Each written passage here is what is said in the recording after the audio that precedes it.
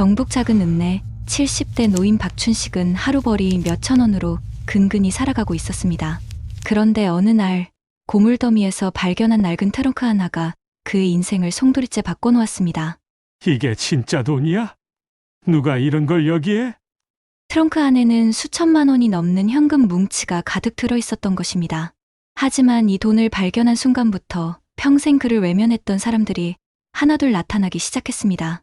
20년간 연락 끊고 지낸 친척들, 처음 보는 가족이라 우기는 사람들, 그리고 어둠 속에서 그를 위협하는 정체불명의 무리들까지. 과연 이 거액은 축복일까요? 아니면 재앙일까요? 이런 놀라운 실화가 여러분을 기다리고 있습니다. 오늘도 귀한 시간 내어 저희 채널을 찾아주신 모든 분들께 진심으로 감사드립니다. 사연 시작 전에 무료로 할 수 있는 구독과 좋아요 부탁드립니다. 그럼 지금부터 박춘식 할아버지의 놀라운 이야기를 시작해보겠습니다. 경상북도 작은 읍내 시장 골목 끝자락에 자리 잡은 낡은 고물상에서 하루가 시작됩니다. 박춘식은 올해 70을 넘긴 노인으로 구부정한 어깨와 거친 손바닥이 평생의 고단함을 말해주고 있습니다.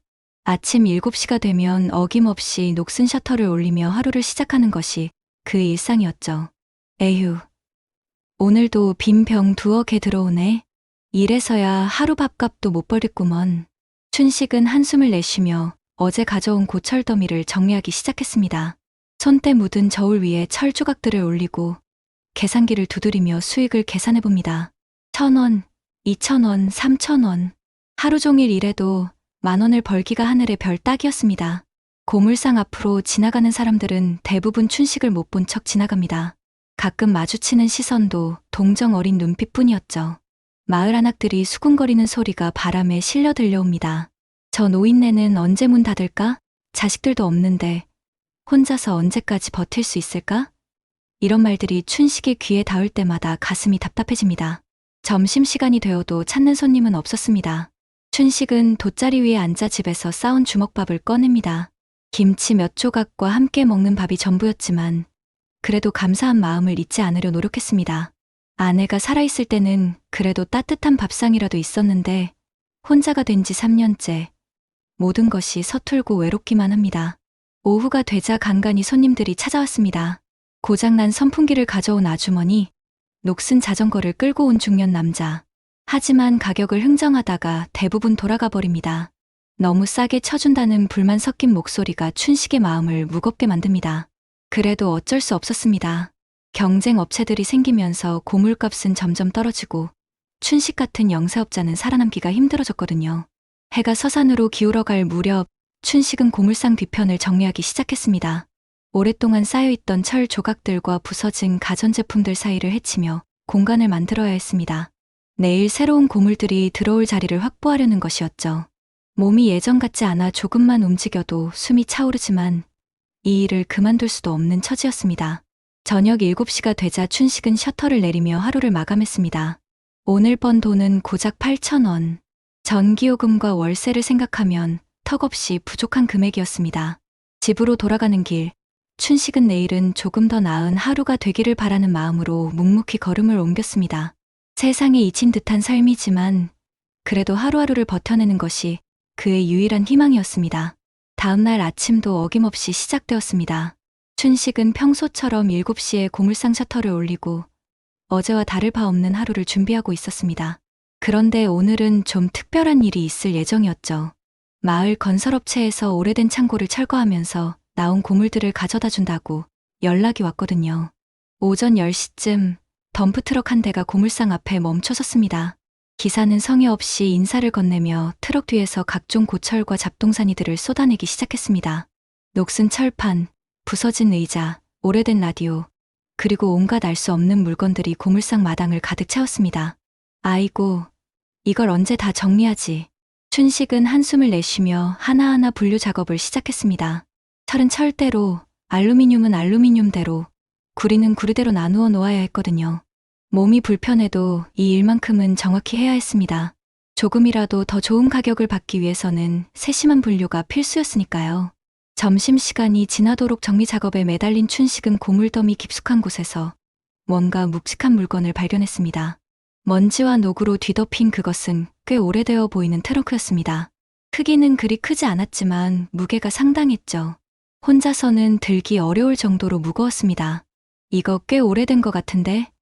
춘식은 호기심이 생겨 트렁크를 자세히 살펴보기 시작했습니다. 가죽으로 된 외관은 세월의 흔적으로 가득했고 금속 장식들은 녹이 슬어 원래 색을 알아볼 수 없었습니다. 자물쇠도 달려 있었지만 너무 낡아서 거의 형태만 남은 상태였죠. 춘식은 트렁크를 고물상 안쪽으로 옮겨놓고 찬찬히 살펴보았습니다. 혹시 안에 뭔가 값어치 있는 물건이 들어있을지도 모른다는 생각이 들었거든요. 오래된 시계나 보석, 아니면 골동품 같은 것들 말이죠. 그런 것들이 나오면 오늘 하루 수입은 물론이고 한 달 생계비도 해결될 수 있을 테니까요. 자물쇠는 이미 녹이 슬어서 손으로도 쉽게 열렸습니다. 춘식이 조심스럽게 뚜껑을 열어보니 안에는 오래된 천으로 덮여있는 무언가가 들어있었습니다. 천도 누렇게 발해서 원래 색깔을 알기 어려웠지만 뭔가 소중한 물건을 보관할 때 쓰는 것처럼 정성스럽게 쌓여 있었습니다. 춘식은 심장이 두근거리는 것을 느꼈습니다. 평생 고물상을 하면서도 이런 설렘을 느껴본 적이 없었거든요. 마치 보물찾기를 하는 어린아이가 된 기분이었습니다. 손이 떨려 천을 걷기가 쉽지 않았지만 천천히 조심스럽게 펼쳐보기 시작했습니다. 그리고 그 순간 춘식의 눈앞에는 믿을 수 없는 광경이 펼쳐졌습니다. 오래된 천 아래에는 두툼한 현금 뭉치들이 가지런히 정렬되어 있었던 것입니다. 10,000원짜리 지폐들이 고무줄로 묶여서 여러 다발로 나뉘어 있었고 각 다발마다 상당한 두께를 자랑하고 있었습니다. 춘식은 입을 다물지 못하고 그 광경을 바라보았습니다. 이게 진짜 돈이야? 누가 이런 걸 여기에? 춘식의 머릿속이 하얘졌습니다. 평생 이런 큰 돈을 한꺼번에 본 적이 없었거든요. 손이 덜덜 떨려서 제대로 숨을 쉬기도 어려웠습니다. 꿈인지 현실인지 구분이 안 될 정도로 충격적인 순간이었습니다. 춘식은 한참 동안 그 자리에 서서 트렁크 안의 돈다발들을 바라보았습니다. 현실감이 없었거든요. 혹시 가짜 돈이 아닐까 하는 생각도 들었지만 만져보니 분명히 진짜 지폐의 감촉이었습니다. 손이 계속 떨려서 제대로 세어보기도 어려웠지만 대충 봐도 수천만 원은 되어 보였습니다. 어떻게 해야 하지? 이걸 누가 여기다 숨겨둔 걸까? 춘식의 머릿속에는 온갖 생각들이 뒤섞였습니다. 혹시 도둑이 훔친 돈을 숨겨둔 건 아닐까? 아니면 누군가 급하게 피난을 가면서 숨겨둔 비상금일까? 여러 가지 추측들이 꼬리를 물고 이어졌습니다. 하지만 확실한 건 이 돈이 지금 자신의 손 안에 있다는 사실이었죠. 춘식은 서둘러 트렁크를 다시 닫고 고물상 구석진 곳으로 옮겼습니다. 누군가 보면 안 된다는 생각이 먼저 들었거든요. 하지만 이미 늦었습니다. 마을 사람들의 눈은 생각보다 예리했고 소문은 바람보다 빠르게 퍼져나갔으니까요. 오후가 되자 평소보다 많은 사람들이 고물상 주변을 기웃거리기 시작했습니다. 길을 지나가던 사람들도 유독 춘식의 고물상을 자세히 들여다보았고 마을 안악들도 수군거리며 지나갔습니다. 저 노인네가 뭔가 큰 돈을 찾았다더라. 트럭에서 나온 물건 중에 값진 게 있었나 보다. 이런 이야기들이 여기저기서 들려왔습니다. 그때 이웃집에 사는 만수가 고물상으로 들어왔습니다. 만수는 40살 정도의 건장한 남자로 평소에는 춘식에게 말을 거의 걸지 않던 사람이었죠. 그런 만수가 갑자기 다정한 표정을 지으며 다가왔습니다. 춘식 어르신, 안녕하세요. 오늘 트럭에서 많은 물건들이 왔던데 정리하느라 고생 많으셨겠어요. 만수의 말투는 평소와 달리 정중하고 부드러웠습니다. 춘식은 뭔가 이상함을 느꼈지만 대답했습니다. 그래, 좀 많이 왔지. 정리하느라 하루 종일 고생했네. 그런데 말인데요. 혹시 오래된 트렁크 같은 건 없었나요? 만수의 눈빛이 순간 날카로워졌습니다. 사실 저희 아버지가 돌아가시기 전에 어디다 중요한 물건을 보관해뒀다고 하셨거든요. 그런데 그게 어디인지 몰라서 찾고 있었는데 혹시 그 트렁크가 저희 아버지 물건일지도 몰라요. 춘식의 가슴이 뛰기 시작했습니다. 만수의 말이 사실일 수도 있었거든요. 하지만 뭔가 석연치 않은 구석이 있었습니다. 만수의 아버지가 돌아가신 지는 이미 5년이 넘었는데 왜 지금에 와서 갑자기 이런 말을 하는 걸까요? 잠시 보여주시면 안 될까요? 확인만 해보면 될 것 같은데요. 만수가 한 걸음 더 가까이 다가왔습니다. 춘식은 당황스러웠습니다. 트렁크를 보여주자니 안에 돈이 발각될 것 같고 보여주지 않자니 만수가 의심할 것 같았거든요. 그런데 이때 또 다른 사람이 고물상으로 들어왔습니다. 마을 반대편에 사는 영수라는 중년 남자였습니다. 영수도 평소에는 고물상에 올 일이 없던 사람이었는데 오늘따라 여러 사람들이 찾아오니 춘식은 더욱 당황스러웠습니다. 춘식 씨, 안녕하세요. 제가 좀 급한 일이 있어서 왔는데요. 영수가 말을 꺼냈습니다. 혹시 오늘 가져온 물건 중에 옛날 트렁크 같은 게 있지 않았나요? 사실 그게 저희 할아버지 유품일 수도 있거든요. 춘식은 머리가 복잡해졌습니다. 만수도 자기 아버지 물건이라 하고 영수도 자기 할아버지 유품이라 하고 도대체 누구 말이 진짜인지 알 수가 없었습니다. 게다가 둘 다 평소에 자신에게 관심도 없던 사람들이 갑자기 나타나서 트렁크를 찾는다니 뭔가 이상했습니다. 그러자 만수가 영수를 노려보며 말했습니다. 아니, 영수 씨는 왜 여기서 트렁크를 찾고 있어요? 그건 분명히 우리 아버지 물건일 텐데요. 영수도 지지 않고 맞받았습니다. 무슨 소리예요? 그 창고는 원래 우리 할아버지가 쓰던 곳이었다고요. 춘식은 두 사람 사이에서 진퇴양난에 빠졌습니다. 트렁크 안의 거액을 생각하니 마음이 더욱 혼란스러워졌고 과연 자신이 이 돈을 가져도 되는 것인지 확신이 서지 않았습니다. 하지만 한 가지 확실한 건 이 일이 단순하게 끝나지 않을 것 같다는 불길한 예감이었습니다. 그날 저녁부터 춘식의 고물상은 평소와는 완전히 다른 분위기가 되었습니다. 마을 사람들이 하나둘씩 찾아오기 시작했거든요. 그것도 평생 얼굴 한번 제대로 마주치지 않았던 사람들까지 말이죠. 소문이라는 게 정말 무섭다는 걸 춘식은 새삼 깨달았습니다. 다음 날 아침 춘식이 셔터를 올리자마자 낯선 중년 여성이 나타났습니다. 깔끔한 옷차림에 화장까지 진하게 한 모습이 영락없는 도시 사람이었죠. 그 여성은 자신을 춘식의 먼 친척이라고 소개했습니다. 삼촌, 저 기억 안 나세요? 저 순자예요, 순자. 고모부 조카딸이에요. 여성은 반갑다는 듯이 손을 내밀었지만 춘식은 기억이 나지 않았습니다. 하지만 여성은 아랑곳하지 않고 계속 말을 이어갔습니다. 삼촌이 뭔가 좋은 일이 생겼다고 소문이 자자하던데 혹시 옛날 물건 중에 값진 게 있었나요? 춘식이 대답하기도 전에 또 다른 사람이 나타났습니다. 이번에는 젊은 남자였는데 자신을 춘식의 조카라고 했습니다. 큰형님 아들이라면서 말이죠. 그런데 춘식에게는 형이 없었습니다.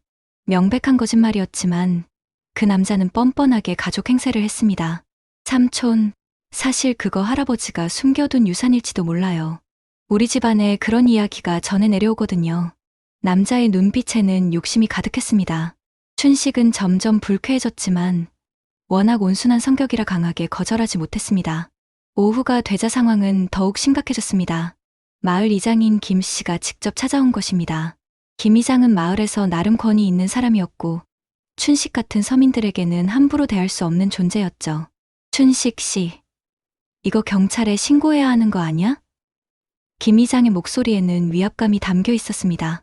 출처가 불분명한 돈을 개인이 가지고 있으면 문제가 될 수 있어. 혹시 도난품이거나 불법적인 돈일 수도 있잖아. 이장의 말은 일리가 있었지만 춘식은 뭔가 다른 의도가 있는 것 같다는 느낌을 지울 수 없었습니다. 김 이장이 돌아간 후 춘식은 마음이 더욱 무거워졌습니다. 경찰에 신고하면 돈을 잃을 수도 있고 신고하지 않으면 법적 문제가 생길 수도 있었거든요. 진퇴양난이었습니다. 게다가 하루 종일 찾아오는 사람들 때문에 정신이 하나도 없었습니다. 저녁 무렵 가장 충격적인 일이 벌어졌습니다. 20년 넘게 연락이 끊어졌던 춘식의 동생 춘호가 갑자기 나타난 것입니다. 춘호는 젊은 시절 사업 실패로 가족들과 연을 끊고 서울로 올라간 후 소식이 없던 사람이었습니다. 형님, 오랜만입니다. 춘호는 어색하게 인사했지만 춘식은 반갑기보다는 당황스러웠습니다. 20년 동안 한 번도 안부를 묻지 않던 동생이 왜 갑자기 나타났을까요? 춘호의 다음 말이 그 이유를 분명하게 해주었습니다. 형님, 소문을 들었습니다. 뭔가 큰 돈을 발견했다고요? 사실 그거 우리 아버지가 숨겨둔 돈일 수도 있어요. 춘호의 말에 춘식은 어이가 없었습니다. 아버지가 돌아가신 지는 벌써 30년이 넘었는데 그런 돈이 있었다면 진작 알았을 텐데 말이죠. 하지만 춘호는 그럴듯한 이야기를 지어냈습니다. 아버지가 돌아가시기 전에 자신에게만 비밀을 털어놓았다면서 어딘가에 비상금을 숨겨뒀다고 했다는 것이었습니다. 물론 거짓말이었지만 춘호는 자신 있게 말했습니다. 형님도 알잖아요.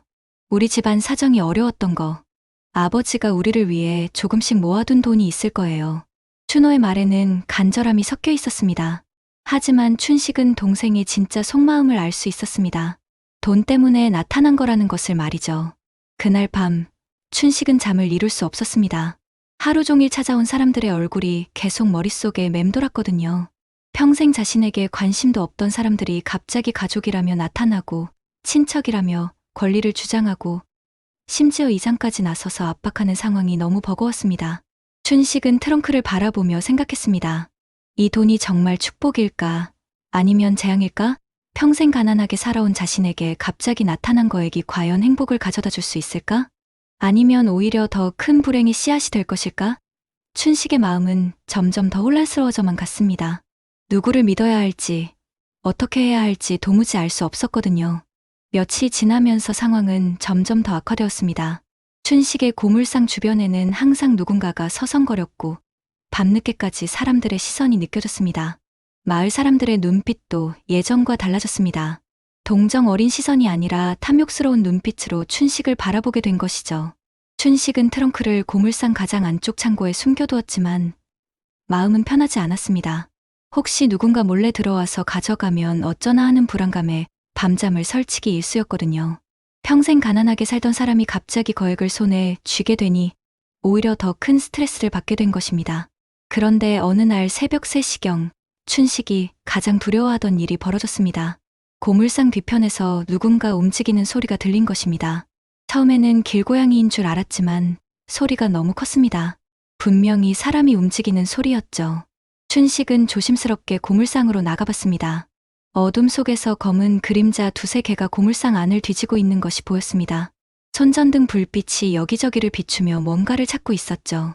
춘식의 심장이 쿵쾅거리기 시작했습니다. 여기 분명 있다고 했잖아.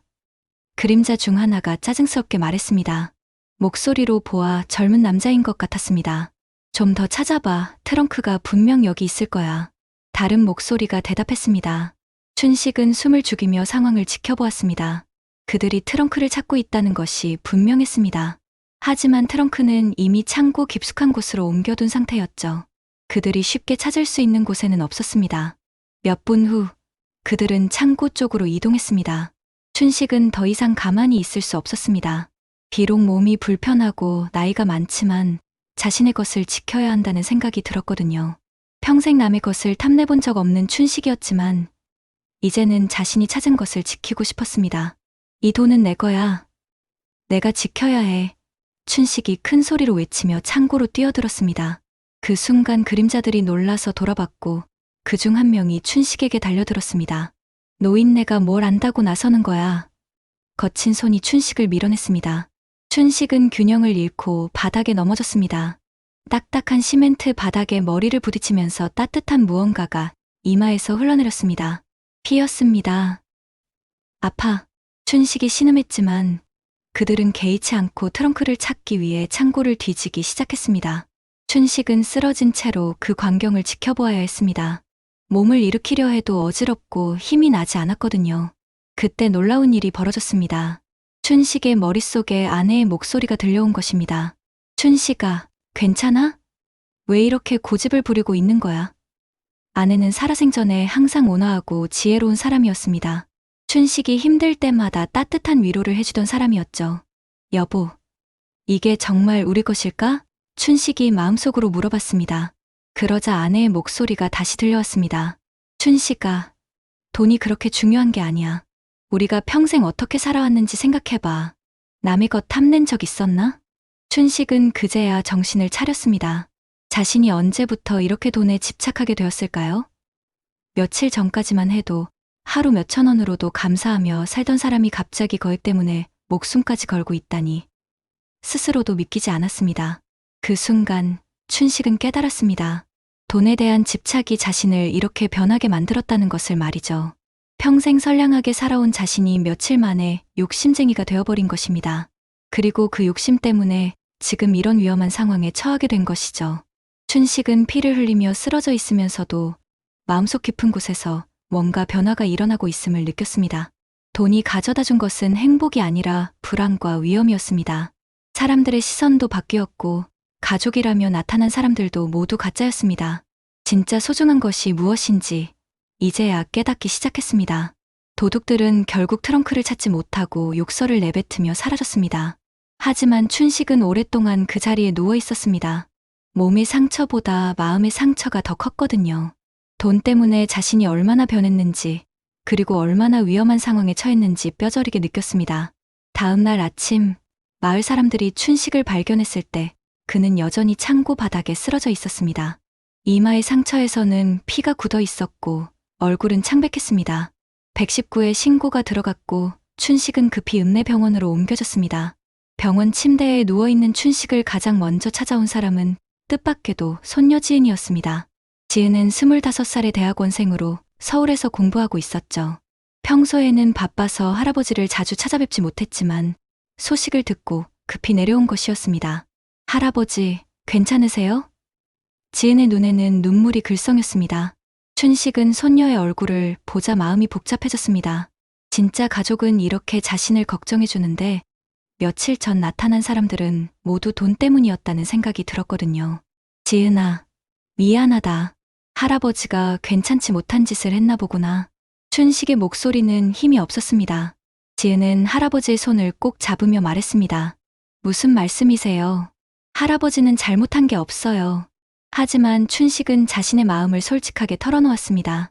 며칠 전 트렁크를 발견한 이야기부터 사람들이 몰려온 일, 그리고 어젯밤 도둑들에게 당한 일까지 모든 것을 말했습니다. 지은은 놀란 표정으로 할아버지의 이야기를 들었습니다. 할아버지, 그런 위험한 일이 있었는데 왜 경찰에 신고하지 않으셨어요?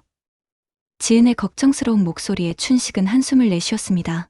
그래야 하는 줄 알면서도 욕심 때문에 그러지 못했다고, 돈을 보는 순간 정신이 나갔다고 고백했습니다. 지은은 잠시 생각에 잠겼다가 조심스럽게 물어봤습니다. 할아버지, 그 돈 정말 많아요?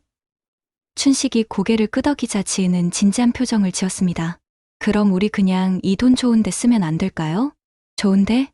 춘식이 의아해하자 지은이 설명했습니다. 할머니가 살아계실 때 늘 하셨던 말씀 기억나세요? 사람은 가진 게 아니라 나눈 걸로 남는 거라고 하셨잖아요. 그 말을 듣는 순간 춘식의 가슴에 따뜻한 무언가가 스며들었습니다. 지은의 말에 춘식은 돌아가신 아내를 떠올렸습니다. 아내는 평생 남을 도우며 살았던 사람이었습니다. 동네에 어려운 일이 있으면 발벗고 나서서 도왔고 가난한 집 아이들에게는 반찬을 나누어 주기도 했죠. 그런 아내가 늘 하던 말이 바로 나누는 것의 소중함이었습니다. 내가 평생 돈 없다고 서러워했지. 그런데 이렇게 한순간에 욕심이 사람 잡는구나. 춘식이 자책하자 지은이 할아버지의 손을 더 꼭 잡았습니다. 할아버지는 나쁜 사람이 아니에요. 누구나 그럴 수 있는 거예요. 중요한 건 지금부터잖아요. 그때 병실 문이 열리며 의사가 들어왔습니다. 다행히 큰 상처는 아니라고 했습니다. 하지만 나이가 많으니 며칠은 입원해서 경과를 지켜봐야 한다는 것이었죠. 지은은 할아버지 곁을 지키며 간병을 자처했습니다. 입원 기간 동안 춘식은 많은 생각을 했습니다. 돈을 발견하기 전에 자신과 발견한 후의 자신이 얼마나 달라졌는지 돌이켜보았습니다. 며칠 만에 자신이 완전히 다른 사람이 되어버린 것 같았습니다. 욕심이 얼마나 무서운 것인지 몸소 체험한 것이죠. 지은은 할아버지가 회복되기를 기다리며 여러 가지 계획을 세웠습니다. 그 돈으로 마을에 무엇인가 좋은 일을 할 수 있을지 고민해봤습니다. 마을 아이들을 위한 장학금이나 혼자 사는 어르신들을 위한 복지 사업 같은 것들 말이죠. 할아버지, 제가 조사해봤는데 우리 마을에 도서관이 없더라고요. 아이들이 공부할 곳이 마땅치 않아서 다들 읍내까지 나가야 한다고 하네요. 지은의 말에 춘식의 눈빛이 조금씩 밝아졌습니다. 그리고 홀로 사시는 어르신들도 많던데 그분들을 위한 경로당이나 복지시설도 부족하다고 하고요. 지은이 계속 설명하자 춘식은 고개를 끄덕였습니다. 그런 일들이라면 아내도 기뻐할 것 같았거든요. 병원에서의 며칠은 춘식에게 소중한 깨달음의 시간이었습니다. 돈의 진짜 가치가 무엇인지, 사람다운 삶이란 무엇인지 다시 한번 생각해 볼 수 있었습니다. 그리고 무엇보다 지은이라는 진짜 가족이 곁에 있다는 것이 얼마나 감사한 일인지 새삼 느꼈습니다. 퇴원을 앞둔 날 밤, 춘식은 지은에게 말했습니다. 지은아, 할아버지가 결심했다. 그 돈, 혼자 가질 수 없겠구나. 내 말대로 좋은 일에 써보자. 지은의 얼굴에 환한 웃음이 번졌습니다. 할아버지다운 결정이라고 생각해요. 분명히 할머니도 기뻐하실 거예요. 퇴원 후 며칠이 지난 어느 날, 춘식은 중대한 결심을 실행에 옮기기로 했습니다. 더 이상 혼자서 이 문제를 끌고 갈 수 없다고 생각했거든요. 지은과 상의한 끝에 마을 회관에서 마을 사람들을 모두 불러 모으기로 했습니다. 모든 것을 공개하고 정직하게 해결하려는 것이었죠. 마을 방송을 통해 공지가 나갔습니다. 박춘식 씨가 중요한 이야기가 있다고 하니 시간 되시는 분들은 오후 7시에 마을 회관으로 모여달라는 내용이었습니다. 소문이 이미 온 마을에 퍼진 터라 사람들의 관심은 대단했습니다. 그날 저녁 마을 회관은 사람들로 가득 찼습니다. 며칠 전 춘식을 찾아갔던 가짜 친척들도 나타났고 이장을 비롯한 마을 어른들도 모두 참석했습니다. 심지어 평소에는 마을 행사에 관심 없던 젊은 사람들까지 몰려들었죠. 모두들 춘식이 무슨 말을 할지 궁금해했습니다. 춘식은 단상에 올라서며 깊은 숨을 들이쉬었습니다. 평생 이렇게 많은 사람들 앞에서 말해본 적이 없어서 떨렸지만 해야 할 일이었습니다. 지은이 옆에서 격려의 미소를 보내주자 용기가 났습니다. 여러분, 오늘 이렇게 모여주셔서 고맙습니다. 춘식의 목소리는 처음에는 떨렸지만 점점 힘이 실렸습니다. 다들 알고 계시겠지만 며칠 전 제가 고물 더미에서 큰돈이 들어있는 트렁크를 발견했습니다. 회관 안이 웅성거렸습니다. 사람들은 춘식의 다음 말을 기다렸습니다. 춘식은 계속해서 말했습니다. 처음에는 제가 욕심을 부렸습니다. 평생 가난하게 살았으니까 이번 기회에 편하게 살아보고 싶었거든요. 하지만 그 욕심 때문에 큰 곤란을 겪었습니다. 춘식은 도둑들에게 당한 일까지 솔직하게 털어놓았습니다. 그리고 가짜 친척들이 나타나서 돈을 차지하려 했던 일도 말했습니다. 사람들은 점점 진지한 표情으로 춘식의 이야기를 들었습니다. 그래서 결심했습니다. 이 돈, 저 혼자 가질 수 없습니다. 춘식의 선언에 회관 안이 조용해졌습니다. 우리 마을 아이들 장학금으로 혼자 사시는 어르신들 돕는 데 쓰겠습니다. 그리고 마을에 작은 도서관도 하나 짓고 싶습니다. 순간 웅성거리던 사람들이 당황했습니다. 누구도 이런 결말을 예상하지 못했거든요. 며칠 전까지 춘식에게서 돈을 차지하려고 했던 사람들은 어떤 말을 해야 할지 몰라 했습니다. 그런데 바로 그때 회관 뒤쪽 문이 열리며 한 중년 남자가 들어왔습니다. 정장을 차려입은 그 남자는 눈물을 글썽이며 앞으로 걸어 나왔습니다. 사람들은 누가 왔는지 궁금해하며 그를 바라봤습니다. 저기, 잠깐만요. 남자가 손을 들며 말했습니다. 제가 할 말이 있습니다. 그 트렁크에 대해서요. 회관 안이 다시 조용해졌습니다. 춘식도 놀란 표정으로 그 남자를 바라봤습니다. 저는 김정호라고 합니다. 남자가 자신을 소개했습니다. 그 트렁크는 제 아버지 것입니다. 사람들이 수근거리기 시작했습니다. 또 다른 가짜 친척이 나타난 것일까요? 하지만 김정호의 다음 말은 모두를 놀라게 했습니다. 제 아버지는 1970년대에 이 마을에서 사업을 하셨습니다.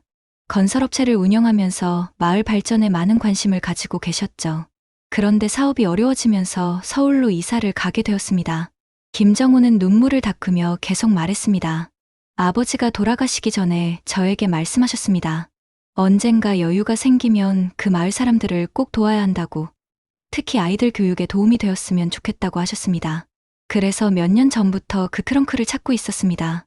김정호의 말에 사람들은 점점 믿음직한 표정을 지었습니다. 아버지가 마을을 위해 따로 모아두신 돈이었습니다. 창고 철거 때 실수로 고물더미에 섞여 나간 것 같습니다. 춘식은 김정호의 말을 들으며 가슴이 뭉클해졌습니다. 자신이 내린 결정과 김정호 아버지의 뜻이 정확히 일치한다는 것을 알았기 때문입니다. 이것은 단순한 우연이 아니라 운명 같은 것이었습니다. 김정호가 계속 말했습니다. 제가 늦게 찾게 되어서 춘식 어르신께 많은 고생을 끼쳐드렸습니다. 하지만 어르신이 내리신 결정을 들으니 정말 감사합니다. 아버지의 뜻과 정확히 같거든요. 그 순간 회관 안의 분위기가 완전히 바뀌었습니다. 며칠 전까지 춘식을 탐욕스러운 눈빛으로 바라보던 사람들이 이제는 존경의 눈빛을 보내고 있었습니다. 욕심을 부릴 수 있었던 상황에서 오히려 남을 위해 쓰겠다고 한 춘식의 결정에 감동한 것이죠. 이장도 일어서서 박수를 쳤습니다. 춘식 씨, 정말 고맙습니다. 우리 마을의 자랑입니다. 다른 사람들도 하나둘 박수를 치기 시작했고 곧 회관 전체가 박수 소리로 가득 찼습니다. 그로부터 6개월이 지났습니다. 춘식의 결정은 마을 전체를 바꾸어 놓았습니다. 김정호와 함께 만든 장학재단을 통해 마을 아이들 10명이 장학금을 받을 수 있게 되었고 성적이 우수하지만 형편이 어려워 공부를 포기할 뻔했던 아이들에게 희망이 생겼습니다. 마을 입구에는 작지만 아담한 도서관이 세워졌습니다. 춘식 도서관이라는 이름이 붙었지만 춘식은 김정호 아버지의 이름을 따서 짓자고 했습니다. 하지만 마을 사람들은 모두 춘식의 이름을 고집했죠. 진짜 영웅은 욕심을 버리고 남을 위해 결정한 춘식이라고 생각했기 때문입니다. 도서관 개관식 날, 춘식은 많은 아이들이 책을 읽는 모습을 보며 가슴이 벅찼습니다. 아이들의 맑은 웃음소리와 책장을 넘기는 소리가 마을에 새로운 활력을 불어넣고 있었습니다. 이것이야말로 돈의 진짜 가치라고 춘식은 생각했습니다. 혼자 사시는 어르신들을 위한 복지 사업도 활발하게 진행되었습니다. 매주 화요일과 목요일에는 무료 급식 서비스가 제공되었고 건강검진과 상담 서비스도 마련되었습니다. 외롭게 지내던 어르신들에게는 서로 만나서 이야기를 나눌 수 있는 소중한 시간이 되었습니다. 춘식 자신에게도 큰 변화가 일어났습니다. 고물상 일은 그만두고 도서관에서 아이들을 돌보는 일을 시작했습니다. 처음에는 서툴렀지만 아이들과 함께 시간을 보내는 것이 이렇게 즐거운 일인지 몰랐습니다. 할아버지, 이 책 재미있어요. 초등학교 3학년인 민수가 동화책을 들고 춘식에게 달려왔습니다. 춘식은 민수의 머리를 쓰다듬으며 웃었습니다. 그래? 그럼 다 읽고 나서 할아버지한테 이야기 들려줄 수 있겠니? 네. 민수의 밝은 대답에 춘식의 얼굴에 환한 웃음이 번졌습니다. 에구, 이게 진짜 사는 맛이지. 춘식은 마음속으로 생각했습니다. 고물상에서 하루 종일 고철을 만지며 몇 푼 안 되는 돈을 세던 때와는 비교할 수 없을 정도로 행복했습니다. 김정호도 서울에서 자주 마을을 찾아왔습니다. 아버지의 뜻을 이어받아 마을 발전에 지속적으로 관심을 갖게 되었거든요. 춘식과 김정호는 나이 차이에도 불구하고 좋은 친구가 되었습니다. 두 사람 모두 돈보다 소중한 것이 무엇인지 알고 있었기 때문입니다.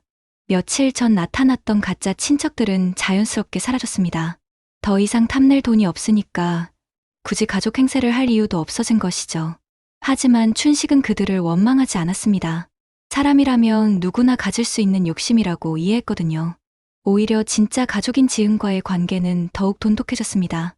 지은은 서울에서 학업을 마친 후 마을로 내려와서 도서관 운영을 도와주기로 했습니다. 할아버지와 함께 마을 아이들을 위해 일하고 싶다고 했거든요. 할아버지, 정말 잘하신 결정이었어요. 지은이 도서관에서 아이들과 놀고 있는 춘식을 보며 말했습니다. 할머니도 하늘에서 정말 기뻐하고 계실 거예요. 춘식은 고개를 끄덕이며 하늘을 바라봤습니다.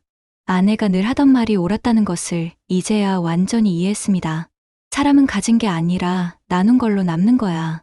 아내의 목소리가 바람에 실려 들려오는 것 같았습니다. 춘식은 미소를 지으며 다시 아이들에게 시선을 돌렸습니다. 마을 사람들도 춘식을 보는 시선이 완전히 달라졌습니다. 예전에는 동정 어린 눈빛이었다면 이제는 존경과 감사의 마음이 담긴 시선이었습니다. 길에서 마주치는 사람마다 반갑게 인사를 건넸고 아이들은 춘식 할아버지라고 부르며 따랐습니다. 어느 날 저녁 춘식은 도서관 문을 잠그고 집으로 돌아가는 길에 생각했습니다. 트렁크를 발견했던 그날이 정말 운명적인 날이었다고 말이죠. 만약 그 돈을 혼자 가졌다면 지금처럼 행복할 수 있었을까요? 아마 불안하고 외로운 나날을 보냈을 것입니다. 하지만 지금의 춘식은 달랐습니다. 매일 아침 도서관에 가는 발걸음이 가볍고 아이들의 웃음소리를 듣는 것만으로도 하루가 충만했습니다. 돈으로는 살 수 없는 진짜 행복을 찾은 것이죠. 마을 입구에 세워진 작은 표지판에는 이렇게 적혀 있었습니다. 나눔으로 행복한 마을. 그 표지판을 지날 때마다 춘식은 뿌듯한 마음이 들었습니다. 결국 돈은 사람을 갈라놓기도 하지만 바르게 쓰이면 모두를 살리는 힘이 된다는 것을 온몸으로 증명한 것입니다. 그 작은 마을에서 춘식의 이름은 오래도록 사람들의 기억에 남을 것입니다. 욕심을 버리고 나눔을 선택한 한 노인의 아름다운 이야기로 말이죠.